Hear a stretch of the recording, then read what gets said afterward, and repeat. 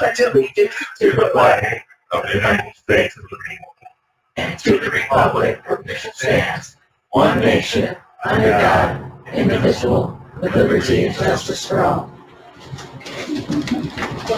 Well, another session of Oswego County Yes.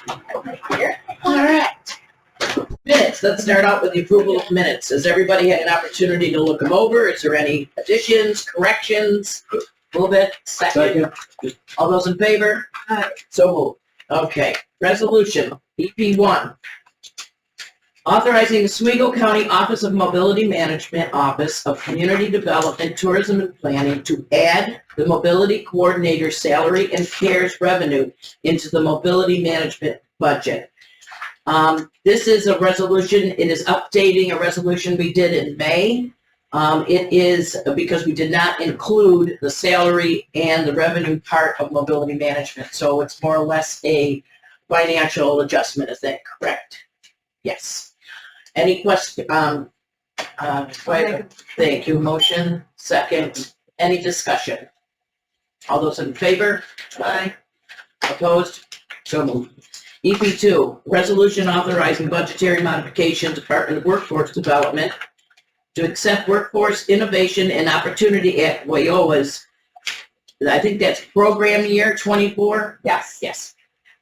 Youth funding. And why don't you even, motion? Second. Okay, discuss. Okay, so last month, you all approved to have a separate account established for our WIOA funding. That was at the request of the Department of Labor for their annual audits. It makes it a lot cleaner for that process. So this is accepting our WIOA funds for program year 24, which started July 1st. It goes through. It actually goes for 2 years, but we have this money that we've got to obligate 80% of it over the next year through June, and then we can use the rest of the year after that. So this is just accepting that money for our program here. And it gives you regular stipulations as to what you can use it for. Something about the 14 youth elements or something?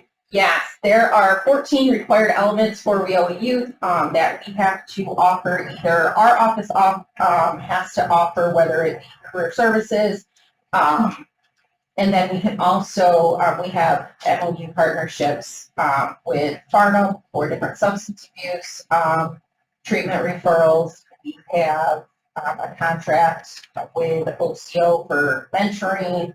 There's all different 14 elements to make sure that these youth, the ages 16 to 24, are successful as they move forward with our programs with the paid work experience and get into employment. I think that's a wide age thing, 14 to 24. I guess, 16 to 24. Yeah. That's a long age range. So I think that's good. I mean, it's incorporating, because they say our brain isn't developed anyways until we're in our 20s. So. Exactly. Yeah. 58? I think it's 73. Any questions? All those in favor? Opposed? So moved. EP3, resolution authorizing budgetary modification, Department of Workforce Development, to accept an extension of the contracted funding from Center State Corporation for Economic Opportunity and a position request. Motion? Second. I believe it's a two-way thing. Is this not correct? First, you're getting money, but then because you're getting the money, they want to have somebody that's managing it, and that's the position that you're needing? Yes. Any other description here? So this money, so we're extending a contract where we've already been working with Center State on a CDL project, but this funding, the $455,000 is coming from Office of Strategic Workforce Development in conjunction with a group application that went in with Center State CEO, OCM, BOCES, and us to replicate Syracuse build that's happening with the city of Syracuse to do a regional CNY build. So our portion is to do an Oswego build with that funding. So the funding total is good through May of 2026. And it's really bringing the pre-apprenticeship program of Pathways to Apprenticeship into fruition here to help all of the trades unions as we move forward with all the construction coming, not only with Micron, but with everything else. So we're looking to take take an extension on the contract and working with Center State. So we would be a subcontractor of them for the funding. This was actually proposed by ESD to make it easier than having all of these different contracts working on the same project. So that's where the extension of the contract is coming from. And then the position request is requesting a senior employment specialist to oversee Oswego build. So that's working not only with our customers, but with the trade unions, and also with a couple of the different training institutions, whether it be City BOCES, OCM BOCES, Community College, OCC.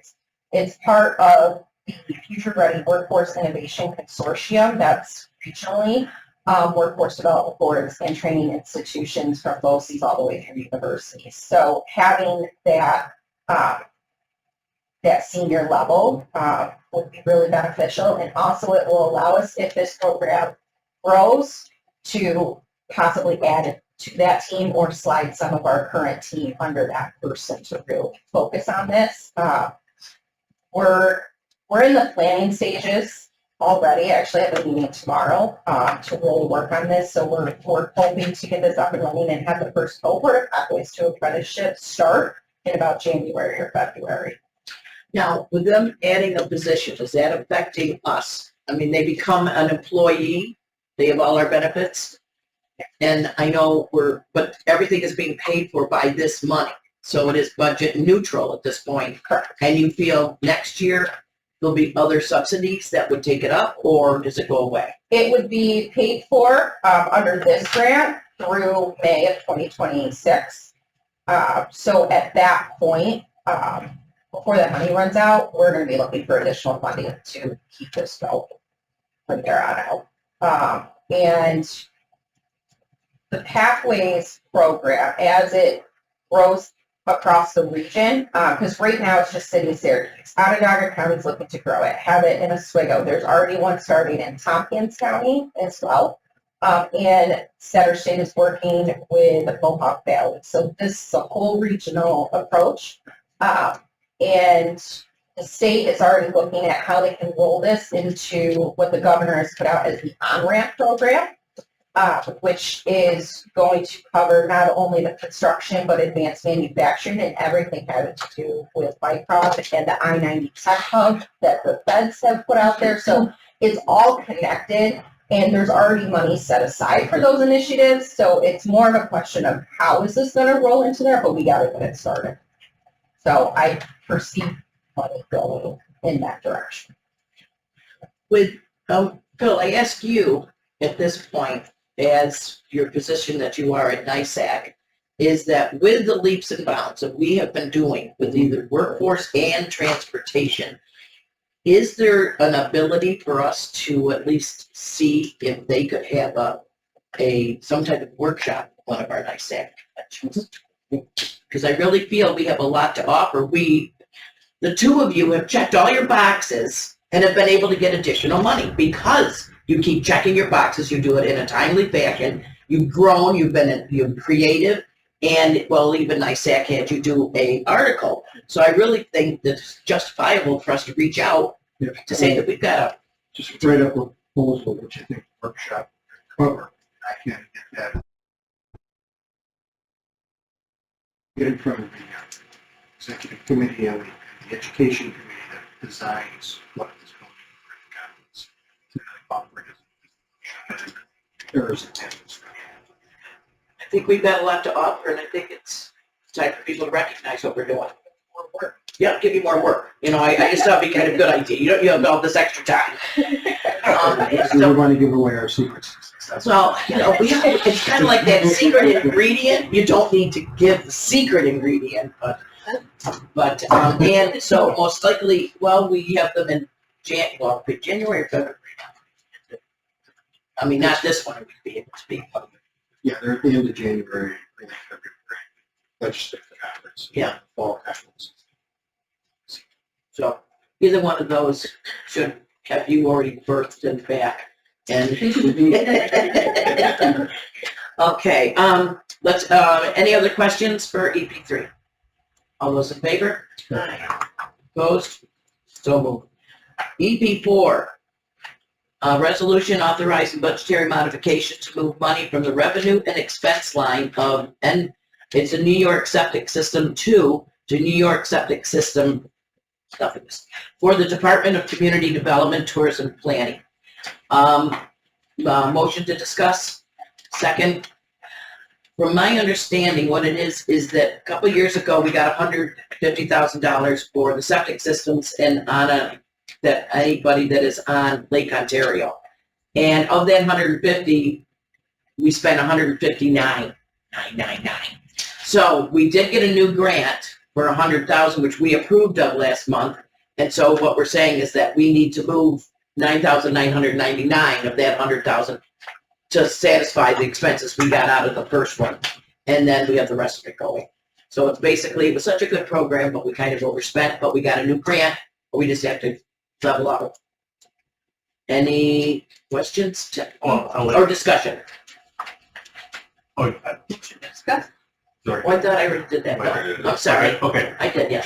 So just want to mention that, so the way the program works for the state is it is the same grant to them. They essentially just amend our current grant to expand it, but internally for our purposes, earmark it. Yeah. So the state sees them as one grant, our one for us. Right. It's just a matter of moving money. Any questions? All those in favor? Aye. Opposed? So moved. Oh, and if I could, keep an eye out for that because that additional funds are being received and we're going to be putting out a marketing piece to make sure that those who are in that area know that it's available. It is very, very strict boundary.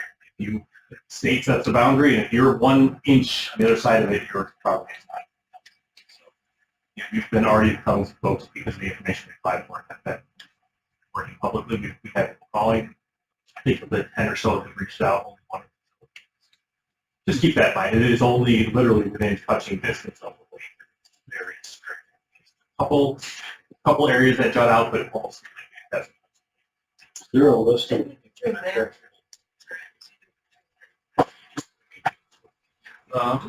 not currently, but the contractors do need to go through a process. The state has their requirements. So the federal aspect of it too. There is a requirement that anyone who does a project does it. They are eligible. Other contractors could potentially be one of the ones that give the estimate that down. Well, could you send us a map? Maybe email Yes, us we have that. I will get that. Yeah, I think we maybe brought the paper version. I think Donna had it with us last meeting. I will get that email. Yeah. I want just the committee or the whole legislature. Just to the committee at this point, because I don't know I'll if get that sent out.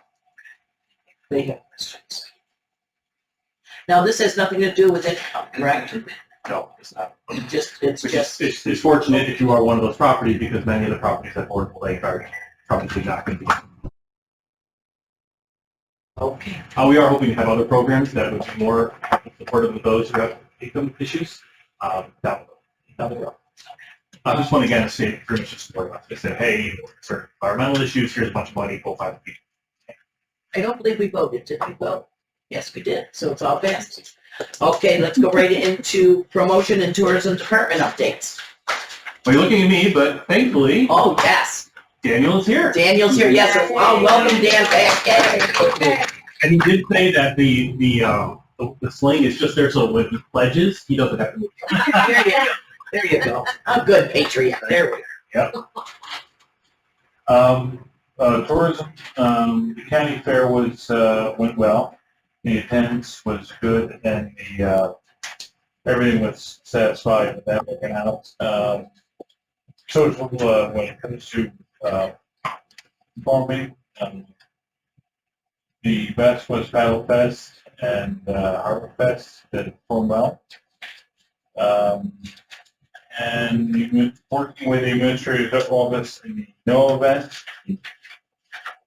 September 6th, and the conference right now, the tourism, Treasurers Conference, our Legislature Conference there back there.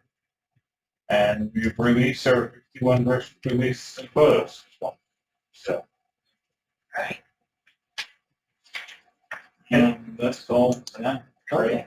If I could just throw in one other cool thing, I want to thank Kelly for playing, as you said, jokingly said, tour guide Barbie to all the treasurers at the Treasurers Conference. She went on the tour and with our, I believe, with local buses, but was able to kind of point out all of the important historical and other areas to our treasurers. And I didn't get a final number, but Kevin told me there was over 100 people coming. Yeah. In, so. It was very well attended. I took some photos of the conference while it was before the bus tours, so we'll really talk something about that as well.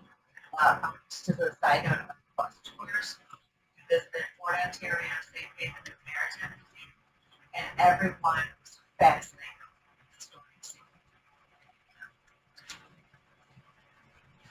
And actually, a note on there, you probably have all seen it, but we got some very good news about the federal park process for the fort. We're hoping to hear that will continue. We'll hear a formal announcement that it has been, but it passed another hurdle, if I understand it. So, don't worry about it.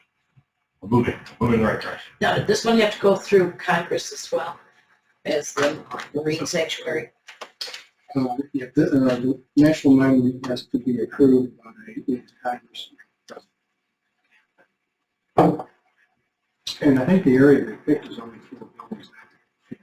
Yeah, they did. Just an update on Marine Sanctuary. I attended the last meeting of the Sanctuary Advisory Council. It's being expanded, and a new council will be formed. It's designated that occurred at Sterling Nature Center. Happens to be because this was all done during COVID. It was the very first time the council met together face to face. Was their last meeting. And all the counties were there, so effective. New council, federal government is recruiting for members. Define the criteria and the job descriptions on the website. I think the deadline for application is 17th or 16th. If you know anybody interested. At that meeting, they did also announce they're issuing an RFP for facility study. Determine location, size, type of facility. So things are moving forward. There is a battle right now in the federal government with the federal budget over decreased or increased funding for this program. So keep advocating. Now, the members of the committee, is that like broken down to so many citizens and so many? It's by category. There's a couple citizens at large. They have categories of representation from K through 12 education, higher education, business and marketing, tourism, boating, water recreation, variety of other subjects. So what they do is they have 1 or 2 representatives from each of those disciplines and an alternate for if they can't make the meeting, and they're chosen from basically the 4-county region. Interesting. It's not like our advisory council where we make a recommendation and just appoint them. It's actually like point, although they're not paid, it's like a job interview. You have to submit your credentials, why you want to join it. They vet these people carefully. That's how federal advisory council is very good. Okay, well, that's good to know as to who we would think about would be good on it. That's that, some of that. And some of the current members are probably going to Yeah. All right, anything else for us? Okay, let's right into planning and community development. Okay, I've got a very exciting update for the committee. We, last week, the comprehensive plan update RFP went out. So we are currently in the process of, we've received a number of vendors who are interested in performing that work. So by our next meeting, we should have closed and together our review team. Hopefully, maybe the week after this committee meets, but we've settled that. So that the following month, we should be deciding or recommending. And I want to open anyone who's interested in the committee. We want to partner with you, or at least certainly our regional there. You probably need to come here. I would personally really love to see it here on site, but I'll set that up. So that's exciting. The second one I want to update on everyone is many of you are active or at least have communication with your snowmobile clubs here. We have our second annual snowmobile roundtable dinner tonight. If you would like to come, feel free, but let us know. We are over with them. So, but last year we had all 10 snowmobile clubs, presidents or their designees here. We expect to be 9 to 10 speakers. So it's been a really good opportunity to talk with them, especially in the current situation where any of you who have sleds probably know that there's not a whole lot of weather sled on the last 2 years. So it has been very difficult for these clubs. They are paid based on reimbursement from a grant state. The state grant is paid through registration fees of snowmobiles across the county. And when people are not able to use their sled, they don't found a substantial decrease in registration over the last 2 years, which makes sense. Sometimes people wait to register until you so all the clubs were already fronted the money. And so it's been a bit of a difficult process for our club. We've tried to communicate very well, and I think they've done a good job. State is allowing them to still submit for reimbursement for purchases of equipment and things like that. So they were able to spend, most of the builders spend the majority of the money, even though the registration were down. State has said is that they spend all their money. And if we continue to have years like the last two, where the registrations are down, they're going to have to change the way they fund clubs. So I've mentioned that the club doesn't talk about tonight, but as you can imagine, that's concerning. Other than that, we are also working a little bit with ATV Club and ATV riders. So we've had some conversations with Lewis and Jefferson County about their clubs are more active out there, and really a driver of in those counties. We're starting to hear more and more that those counties and the riders within our county are interested in finding a way to utilize them more in our county. Potentially, find a way to help either trails or residents. So that conversation is ongoing. It's something you're interested in, let me know. Ready update. Some people haven't heard much of Ready. It's been a while, right? It's been a couple of years. Ready's been going. That's REPI. We have closed out three of the projects. Sorry, I can't pause any of you there for the photo. But there was one big project they called the YMCA Bridge project. Ultimately, it didn't end up working out because of some environmental issues. It was a substantial project about food and gas. We will have, and again, it's state money, 95% state money, 5% local. The state has allowed us to reconsider using that money for something else. And so we've been talking to them about a project in the Housing District by Rudy's. If any of you have been down there in the last couple of years, you will see that from Rudy's on County Route 89 west to what they call Burt Point over there, I would say almost 25 feet of shoreline has flowed back. Now those are privately owned properties, so that's part of the issue to deal with it. But the county road is being threatened. We are probably, and the utilities are about a quarter along there as well. That's being threatened. We're about 4 feet at one spot. It's the closest from being washed into place. So we've been working with the state. It will be a substantial cost, but the state has authorized us, not necessarily in writing yet. I'm going to finalize the proposal this week or this month. They have told us on the phone that they would allow us to use those funds and move into this project to reestablish that show. So there's some moving parts in there working with the private landowners, but the state is open to it and they understand it. It is a county road, and if it's were to be washed away, it would fall on us to repair it. So this is a good opportunity. I believe we should have somewhere between right around $1.5 to $2 million worth of ready funds for that project. So keep an eye on that. You'll be probably next month you'll see a resolution authorizing the logistics side of moving that. But the state has already said that they're open to that, which is good because otherwise we are out of project. That's it. What's the status of towns and villages, comprehensive plans, and agreeing to it? Sure, that's a great question. So I've had conversations actually with Phil and with Dave Turner on the ARPA side of the conversation. And one of the things that we're going to be looking to do, and thank you for reminding me of that, is before the end of this year, we will need to designate funds that we've been talking about in this committee for assisting county villages in their plans. We talked about the comprehensive plan that we're going to be doing, and those funds are coming out of the ARPA pot, so to speak. But if we want to continue to help those towns, and we have had those conversations. At this point, there's only one of them that's even in writing said they agree. So a good reminder to your county villages is if you have a project, even if it's not this year, they want to do it before the ARPA funds are expended, which is next, we have to have it committed by the end of this year. So we will need in this committee to put together some sort of resolution committee. Learn a little bit about what that looks like.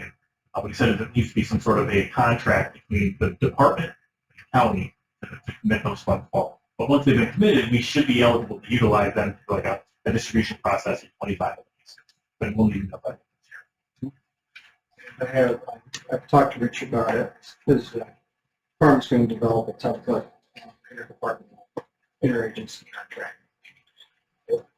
Yeah, we'll need to know the source of the projects because it can vary if it's for housing versus other stuff substantially. And so we may not be able to use a cookie cutter approach. Okay. So we did reach out to.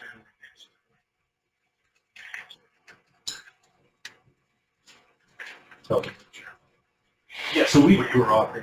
We've done this through our normal 239 process. When we start our projects, we've worked with communities. Part of the planning board's process typically would be to reach out to us when they are starting to do that. So we have, let's say, up to 7 or 8 current stations.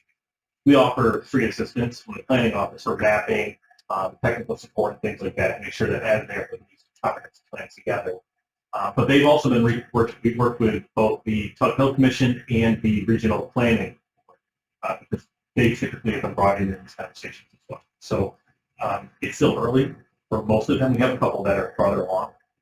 And those communities have reached out to me, let them know that although they have finished their plan, we still would like to partner with them in some sort of way to help them with their participation. So you recommend reaching out to them? Oh, yes, that's it. And I'll give one quick last one. I don't want to step on Austin's toes here because typically he does not announce when we don't pay grants. The Restore New York round was announced. We know Oswego County awardees this round. I think it might be the first one I can cover. And then we had one last year. So we did do real well last year. Maybe we kicked our coverage last year. There is expected to be another round at the end of this year. And one of the things that we've been working with communities that have applications, again, Restore New York grants are ones that are applied for by the community on behalf of itself. It's kind of a different way of doing things. But we fully expect that at the end of this year, when the new one comes out, it will require the full housing designation. We did have another 3, I believe, communities that officially or are in the process of putting their letter of intent. One thing to add to it is looking through the list of projects, it was very clear that the majority of projects funded were demolition projects, like demolition to clear ready for something else, and a lot of these Oswego County projects were not that. What I've seen over time is they are looking for projects where the majority of funds are already allocated, or they can say, hey, our money will get it done. They don't like projects where it's a small component of it, and then they're chasing after bank financing and other things for the next 2 years while projects held up. So the main reason I mentioned is that Oswego County is a municipality. We do have the authority to apply for the Restore New York application, and I have communicated with some of the towns or villages may not have the wherewithal to administer a grant like that. It can be a bit burdensome. So what I offered was if they had a project that they thought was beneficial, at least reach out to me so I can bring it for you folks. The project the county saw as significant. There is no local share to the community. It's just the administrators. Something like that comes up, I'll let you. That's everything. Okay. Mobility management. Oh, yay. So I have numbers for you guys and a bunch of updates, but it will be quick. So we worked with the Office for the Aging for the transportation to their senior picnic this year, and collaborated instead of having a separate entity provide the transportation or the charter service. We combined it and allow the riders to reserve trips on our access service so that it will be free for the riders. We can collect operating assistance from the state and also increase our ridership at the same time. Last year, I believe Sarah said $2,700 on a separate charter service, so that keeps her budget in line. She doesn't have to do that. So we booked 35 on access and then 2 on rides recovery.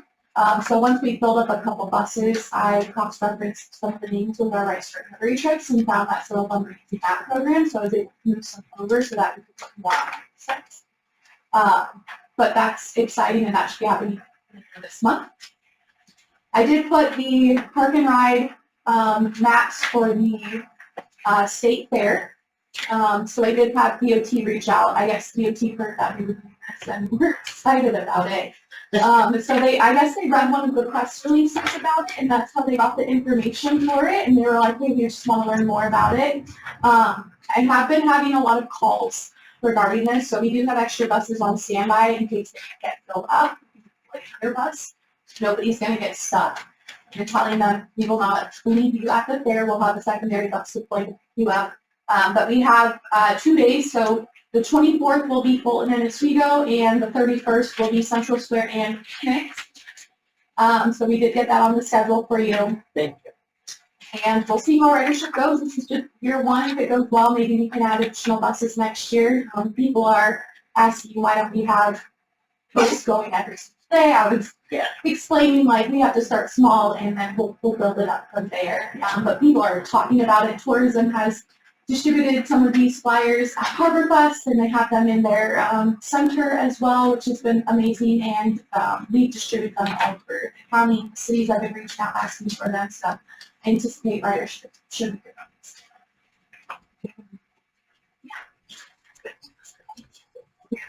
Sorry about that. This is something I'm super excited about. So we recently submitted our SOA report to the state, which is how we get our operating assistance. They've been paying us based on 2019 numbers, but this report is very close to our pre-pandemic numbers. So I'm comparing Q2 of 23 to Q2 of 24. You guys can see we've had a 76% increase in our ridership, which is huge because we are inches away from having ridership where it was before the pandemic. The reason for that jump is because we've been doing collaborations like this with other county enterprises and unique ways to increase our public transit options versus having all these separate siloed services. So it's very exciting to see it go from 12,000 to 21,000 riders compared to last year, Q2. Just wanted to share that with you guys. I did have an update from VIA in regards to our transit software. So I'm happy to announce that our launch date is going to be September 30th. So everyone here for that, but I will be watching over it. But I did put the timeline so you guys can see like all of our data. The really difficult part has been completed where we've been uploading all of our GTFS data and getting all the paper stuff moved. So now it's more training and implementation.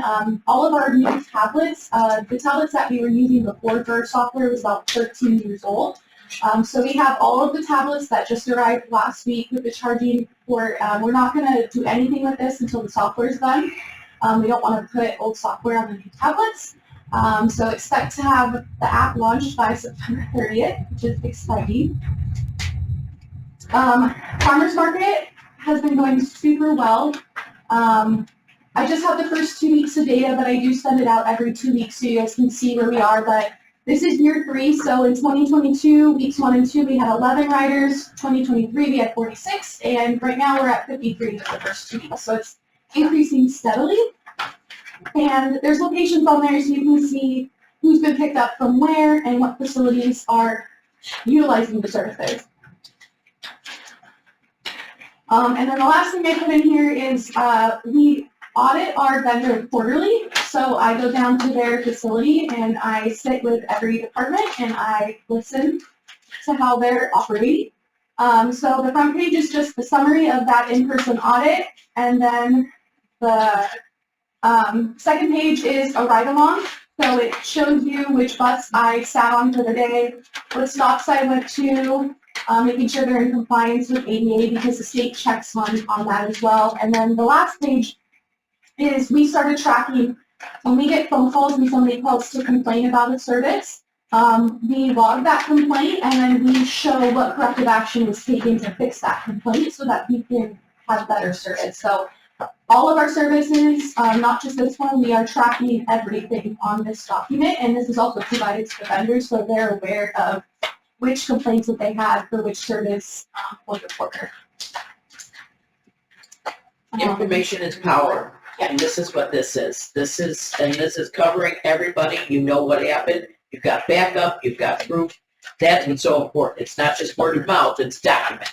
So nobody can say, well, we didn't know. No, all log dates, times, everything. Perfect. And Veronica, I did yesterday get approval from DOT. So any monies that we've spent in Grant 5311, those capital items that require a 10% match, they're allowing me to rework the application so I can get all of those items covered, the match through the ATC funding. So we don't owe any 10% match on those capital items. They're all going to be covered through ATC. If I could just jump in, I would like to, again, highlight something very, very important. We have been, I want to say, protected a little bit. The money that we received from SOA funding comes from the state, right? It's based on our ridership. And over the last, I would say, years before from COVID, our ridership took a hit. That makes sense. And so the state put in a protecting line that said, we're gonna pretend that you had your ridership that we're paying you based on locked in at your pre-COVID number. Okay, that's how we've been being paid for this time because our ridership has dropped, and the county would have had to pay the difference.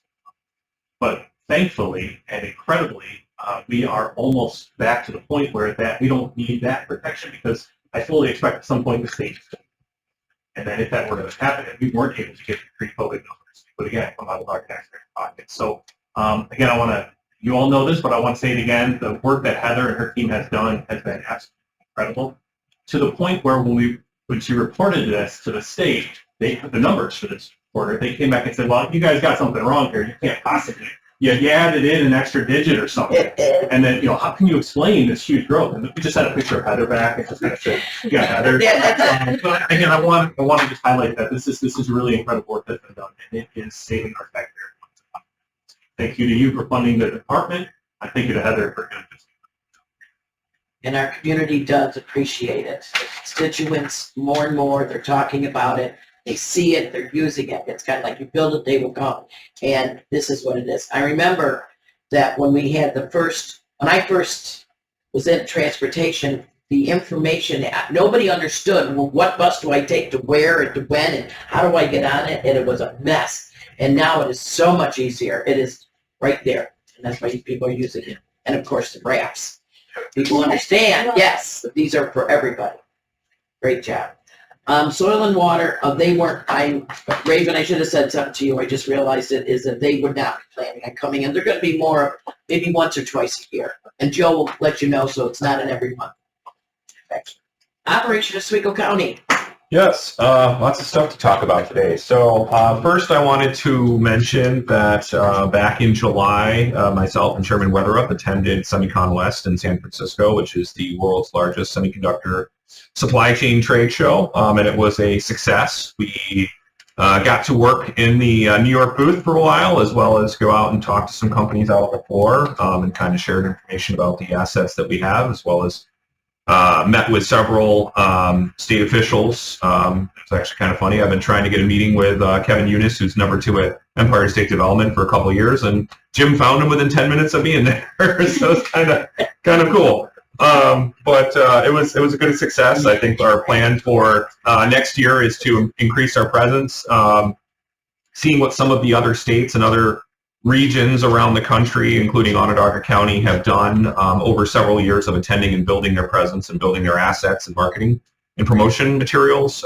We need to get started 6 months ahead of time and really kind of and hone that message and make sure that we have people there from workforce and everything else to answer questions about what we have to offer to Oswego County. But it was a great first show for us. I think it was eye-opening for us to see what the opportunities are out there in front of us if we can go get. So that was great. I don't know, Jim, you wanted to share anything related to that trip?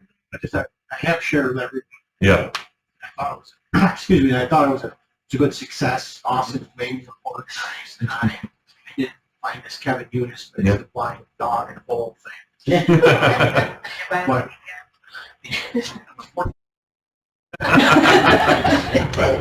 but no, it went well. Not only the potential to get some customers, I guess we call them, but the interaction with New York State. Yeah. Very important. We talked not only about semiconductor industry, but also other avenues for them to help us things on perhaps the project. Mm-hmm. Yeah. I believe it went very well, and kind of segues into what you might mention for this afternoon. Yeah, so I can't share too much, but I can let you know that we are working on, we have an exciting visit from a federal dignitary to Oswego County at the industrial park in Screwball this afternoon. We can't share exact details about time and everything, because it is sort of a closed invite process for it, but you know, and they'll be there to advocate on our behalf for federal funding to help get the infrastructure and other things going for that industrial park, because that is a key part of our semiconductor strategy, is the development and expansion of that industrial park to be able to house the types of companies that are going to be coming to central New York as part of the Micron investment. So yeah, that's we're excited about that, and hopefully that'll help us to get things completed at the federal level related to funding. So thank you. Next thing I wanted to talk about is that the IDA has formally selected MRB Group to be the consultant for the Oswego County Housing Study. They were selected out of a process that included both county employees and IDA employees looking over the applications, and also input from county leadership as well as IDA leadership. That they were selected at the IDA meeting back in July. There will be a kickoff meeting for that this Thursday. And then we're also developing a steering, a group of key stakeholders for the housing steering group. So that'll be made up of both sort of professionals as well as officials at the county level, and potentially a few at the local level as well, to help steer that study in terms of what we're looking for, and to make sure that it's meeting the needs of the county as well as the community. So that'll be starting here very soon. That study we anticipate will be wrapping up probably in February. So we'll have the results of that before the end of Q1 of 25. Other things going on is we have formally announced the holding a Oswego County Small Business Summit planned for October 9th. That's going to be at Tailwater Lodge. We are doing that in collaboration with the Small Business Development Center. We will have experts from many small business specialties, from marketing and everything from sales, and as well as having some peer businesses there to speak about doing business in Oswego County. So this is open to existing small businesses in Oswego County and those that are interested in opening businesses in Oswego County. We're also planning another event for October 15th in collaboration with the Port of Oswego and the Onondaga County Economic Development Office, regarding how manufacturers can benefit from the Foreign Trade Zone number 90, which is an overlay over all of Oswego County as well as the other 4 counties in the Central New York region. It's a program that hasn't really been taken advantage of by companies, not just in Oswego County, but region-wide. And so we're holding this event to make sure they're aware of those benefits, especially now when you know, things with inflation and everything else, and you know, any savings you can get related to tariffs and things like that can help make or break the success and competitiveness of a manufacturer. So we are doing that, and it's a good event because we're trying to do more things in collaboration with our regional economic development partners, mainly Onondaga County's economic development team. So it's a great start, and I think we're looking for more opportunities to do things like that. Want to also announce, so many of you may have already seen, but New York State recently announced the $500 million Micron Community Investment Fund, which at this time $100 million is available through Empire State Development. Letters of intent. Well, let me talk a little bit about what they're looking for. There's 4 main categories that they're looking to fund, and this is related back to Micron's investment. So it's kind of all things with a lens of Micron's investment, not just any investment. But they're looking to invest in workforce. They're looking to invest in education. They're looking to invest in placemaking and community investments, which could include things like infrastructure and housing. Those are the 4 main areas that they've identified and said that those are the priority areas, and they would consider proposals from those. So letters of intent can be submitted starting on August 15th.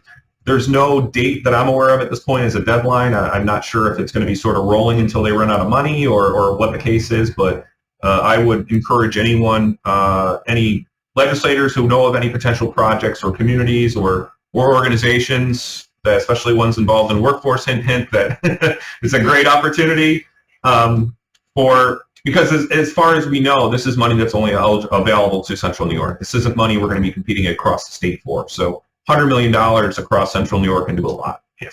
But we have to be proactive and go after it. They're not going to come to us and give it to us just to be fair. They're going to make us have to earn it. So, things from those areas, and we're also already looking at potential areas that we can work together to put together, a formal application after those letters of intent. Awesome. If I could, Yeah. in conversation with the state, one of the other things that they indicated, which is really cool, it's an exciting opportunity for this one, is that this fund can be utilized by local nonprofits. Yes. So if there are nonprofits in your communities, they've already funded, I believe it was YMCA in Baltimore, was it? So those are the type projects where Museum of Science and Technology at yes, we haven't Syracuse. seen projects available for money for this past nearly as much as this. And again, you're not competing with the whole state, you're competing with essentially within 6 years. To the best of my knowledge, I believe you can apply for up to 50% of funding. It's not like the normal 20%. So it helps to make projects happen that wouldn't have happened otherwise. And there's informational meetings. There's one Yes. actually today in Fulton at 5 o'clock that I planned. There's several over the next couple of weeks leading up to the 15th, and I think a couple after that as well. So we can get that information out to you guys in terms of some of them are virtual, some of them are in person, and they're kind of around the region.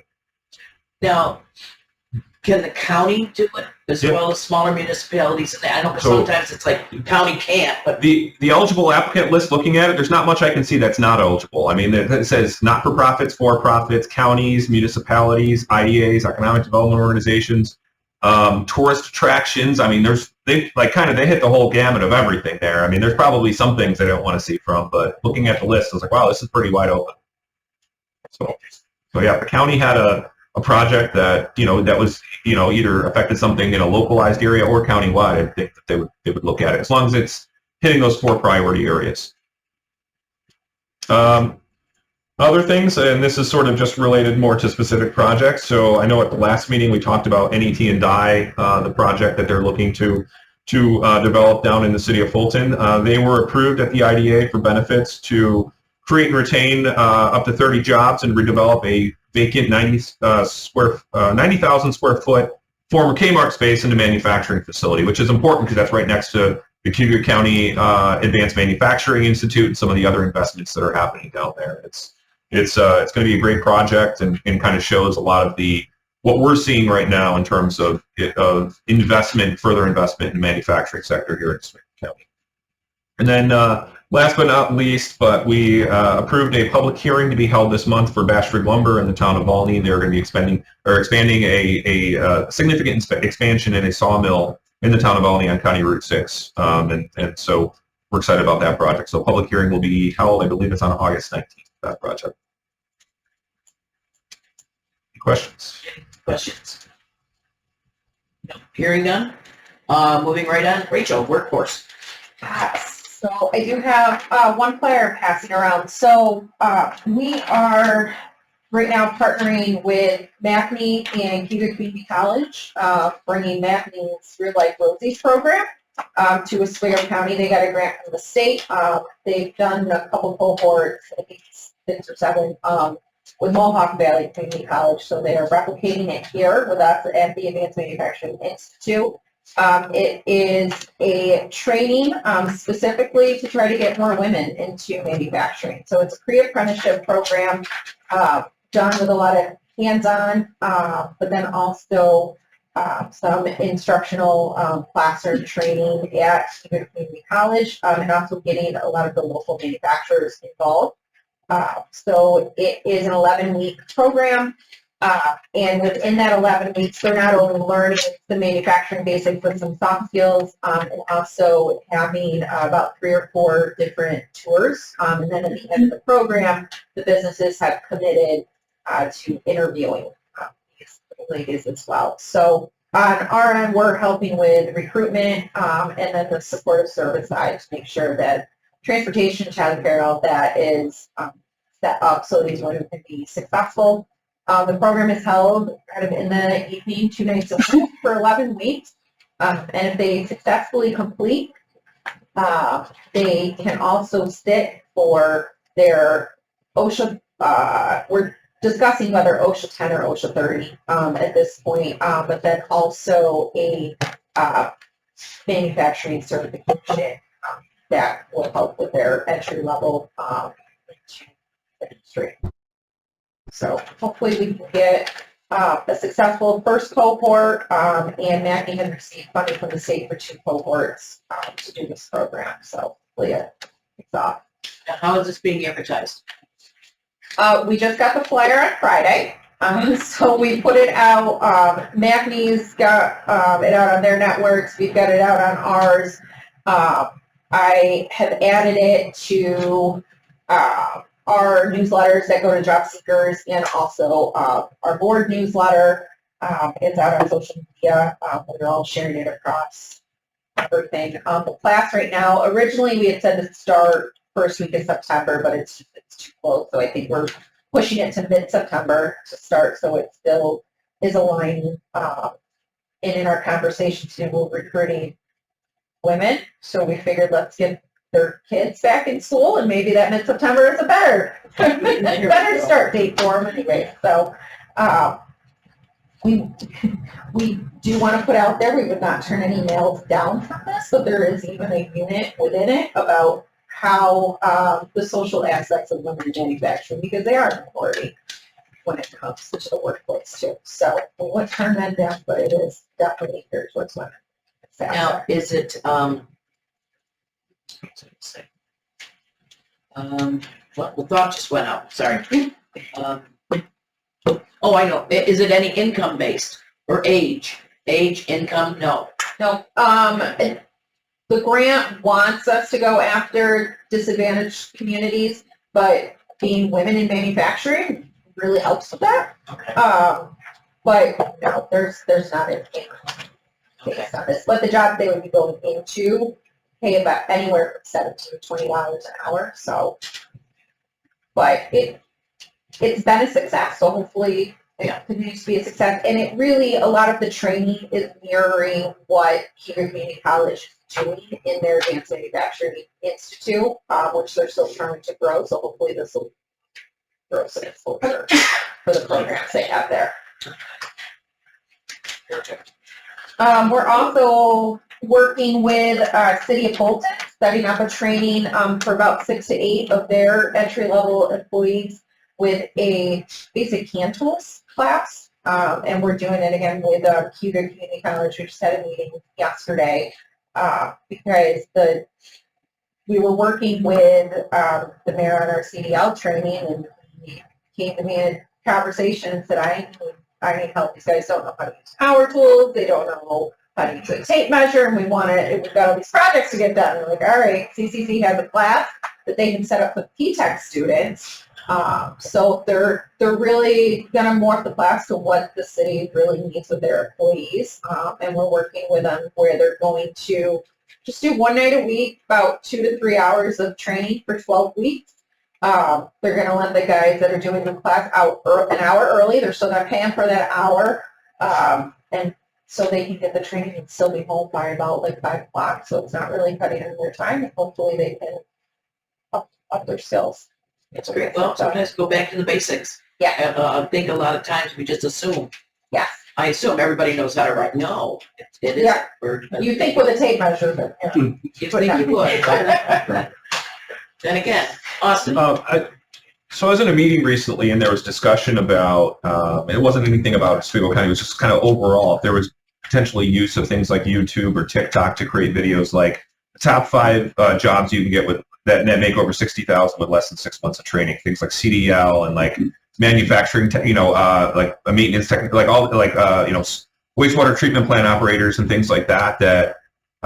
Things that we really know that we have a deficiency in right now, and that would really help some of these industries.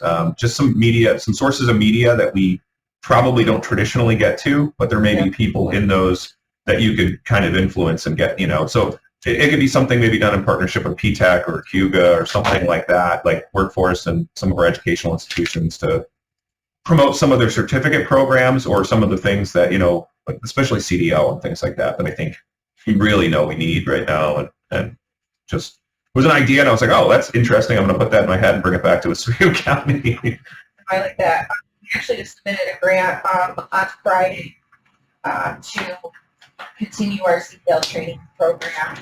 It was New York State put out a reemployment training grant for up to $250,000. So we put in for the full amount to just continue what we're doing with CDL training to be able to get more folks with their licensing with that. So fingers crossed on that funding. What I've got passed out to you is our program year 2023 end of year report on our training. So this is our adult. This does not include our youth numbers, but this was brought to our skills and training committee for the board last week. So you can see not only what people are being trained in, but the schools that they have attended over the past year. And then on the other side, outlining the businesses that have utilized our on-the-job training programs. The Mentor Ambulance, those are all EMTs and paramedics, which is fantastic. And we've got more folks going through both of those trainings this fall as well. But Pathfinder, Felix Scholler, those kind of are big users of the programs.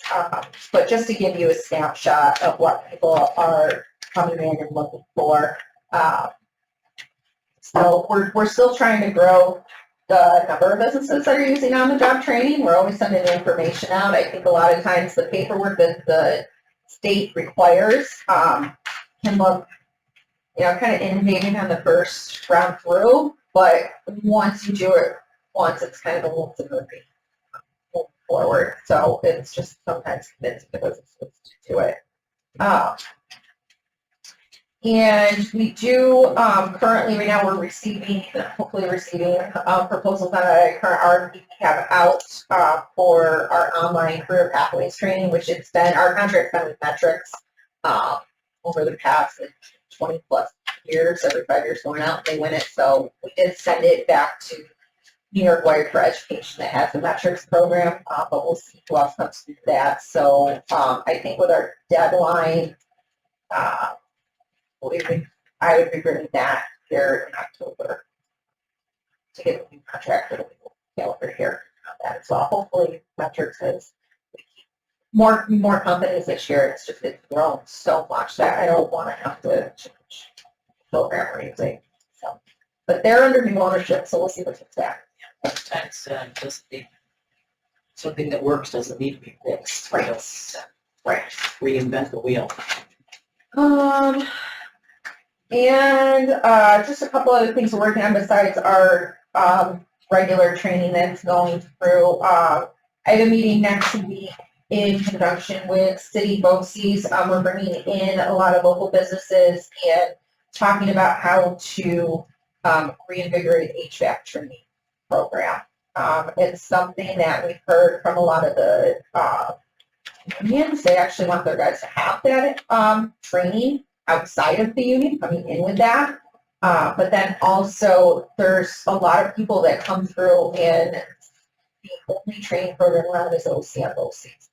And it's a full-time day program, which is not always conducive to somebody looking to continue their career or what they want to do. So we're starting that conversation, and then also still having meetings with DOL Apprenticeship Division and Cuba Community College and ICP about a childcare apprenticeship program, which there's even a lot more dire need with Little Luke's closing all of their infant toddler rooms across all of their facilities. Yeah, it came out quick last week. We found out because one of the women on our staff, her daughter's in one of the preschool rooms, but in their Radisson, Fulton, and Oswego facilities, they are closing their infant and toddler rooms, so they are going to be strictly preschool.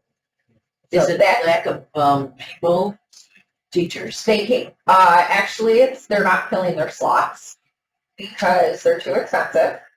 But they had some grant funding that was supplementing, and that went away. So there's a lot of different reasons.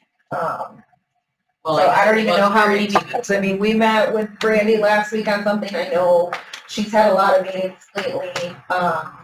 And Sarah Broadwell with the chamber, she's had a lot of different meetings and what needs to be done, what we can do, and what investments need to just get something, because that's a huge loss. Just with those centers, closing those rooms. And they gave parents till September 1st. Has it, Not very long. has there been, I'm assuming that our folks at our DSS will receive that piece of it, are those conversations? Or are they not? I know Brady has spoken with them. They're, yeah. I'm This is not- private, so this is, I'm not sure if it's being used, I don't know how much I think- DSS subsidies are used at Little Loops. I don't know if they are at all. They definitely are to a certain extent. It's conversation we had during when we were having the poverty discussions back in the day. This had come up as a huge concern years ago because the reimbursement rates were not enough to offset the costs. So the DSS reimbursement rates were not enough to offset the cost because of all the state mandates of how many teachers had to be there for each kid. And so it just was financially, and they got a conversation for years. They knew this was coming because the state doesn't fund it enough, and Kansas County don't fund DSS correctly. But I think you're right. I think it's going to be a huge hole. I don't know how they're going to fix it, because that could be an effect on our workforce. Parents are not able to be in the workforce now. So is there an ongoing conversation with that, or is it kind of like? We had conversations that were sort of parallel, and this kind of came right after. Like literally the night we had that meeting that day, this came out, and so we're looking at some. It's sort of really pushing us to look at some models that are being utilized around the country. There's one specifically in Iowa that's being used between the public and private sector to try to fund it. They use it more for wage enhancement for the actual staff or daycare staff. This is a different problem, So I'm not sure if it's the solution for that, but I think it's becoming a more critical issue. Well, then it's truly what you're saying. It's based on the fact that it costs so much that people are not Right. sending their kids. So would this go with the $100 million projects because it's under workforce? I mean, is that something that you? It potentially could, but it's not a sustainable solution. I mean, that's the issue. No. Is that it's just you're kicking the can until that funding runs out, which is what happened.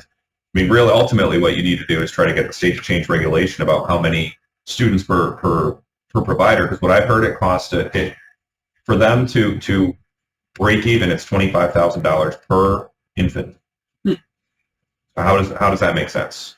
It's like that's college tuition costs. And they were able to offset some of the losses with the pre-K students because there were more money made there. But with the competition with universal pre-K across the county, a lot of other people are in that world because it makes money. You can't offset your losses of your younger kids with the population of it. Universal pre-K is free to parents, so why would you pay for your kid for that? And, and the cost at Little League, some of that was that it was a strategy, raise the price to the parents so that we could pay the employees more, and it's employee retention, which they did have a little better retention than, say, YMCA or whatnot, other centers, but to what cost? Balancing it. So anybody have any other questions? All right, any other business? Ed? If I could, just a thought I had, when someone goes through the programs,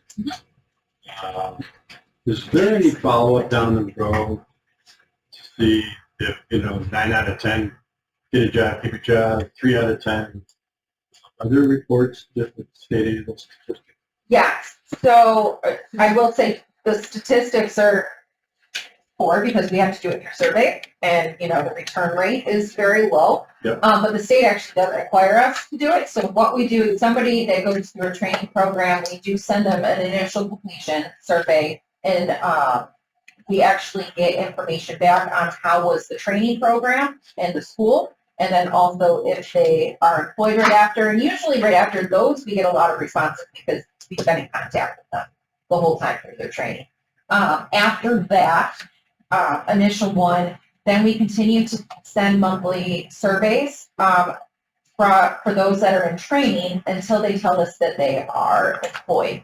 Once they're employed, they go into another database, and any adult that comes through our center, whether they're a one-time walk-in or if they go through training, they get a monthly survey so that we can keep up on the information of them, whether they're employed or not. Because we do get a new hire report from the Department of Labor, but that information is anywhere from 6 to 18 months behind.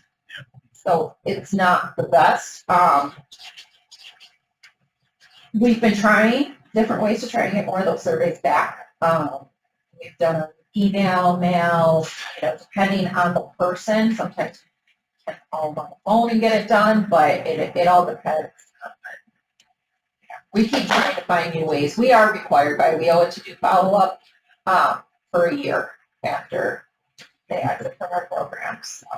But we do have a lot of repeat customers too that they'll come back, maybe they switched employers after their initial and need help with something, or they find that it's not for them, they come back.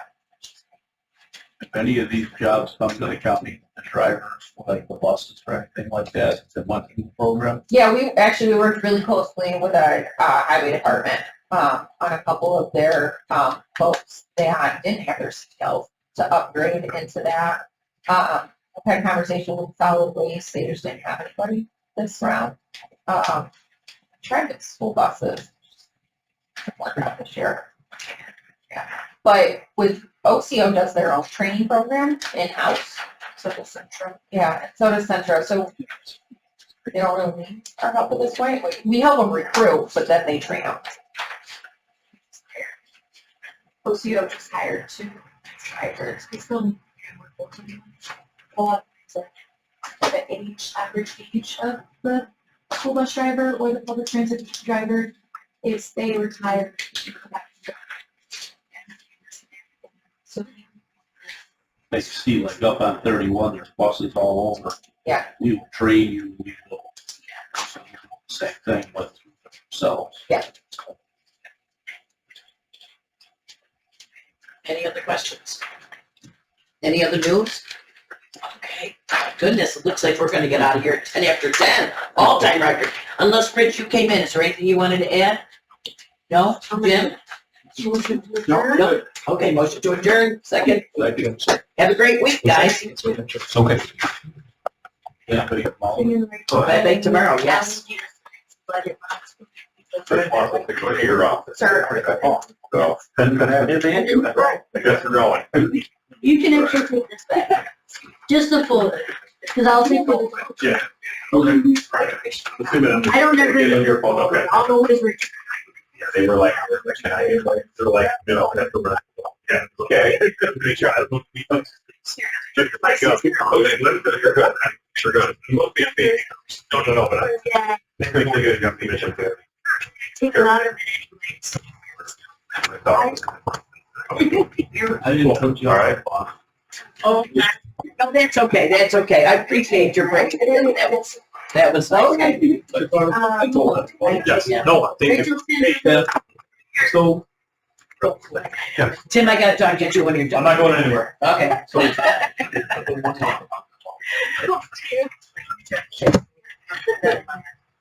I'm going to do my time right here by 11 o'clock. But I know, what am I gonna do now? I gotta, to get to. I can find trouble from the show. So Rachel, I'm just gonna find by throwing a little bit more work on your plate there to see if you can get into. That's fine, I'll tell you, the public speaking is not my thing. No, I was.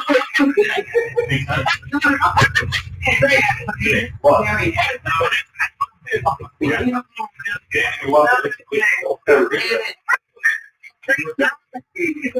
know when you love him.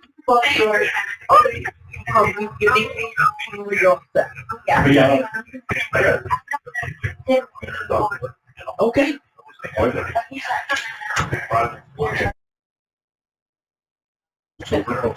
Right at the house of the industrial park. Where did you go? Where the sign is. Yeah, Supposed to be there at one. hopefully this weekend we're gonna finish up. Well, that's, yeah, and I talked to Julie and I said I'd be there 12:45, and she says, well, I plan on being there at 12.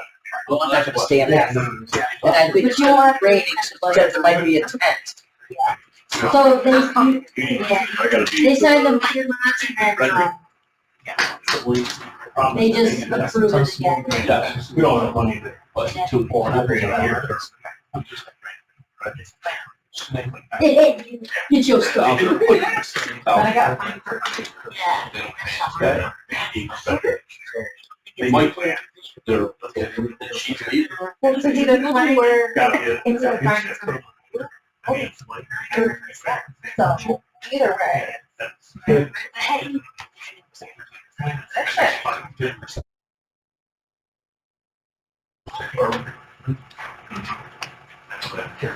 All right, see ya, have a good day.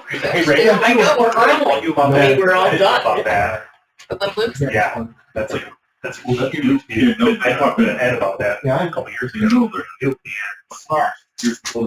Oh my God. So the Iowa model? Yep, Brandy brought it to us. Yep, have you seen anything? No, I mean, well, I talked to Ed about it. It's old, right? It's been a couple years ago or no?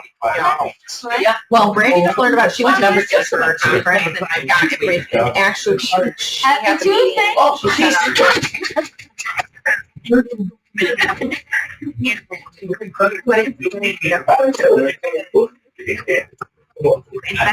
Basically, I use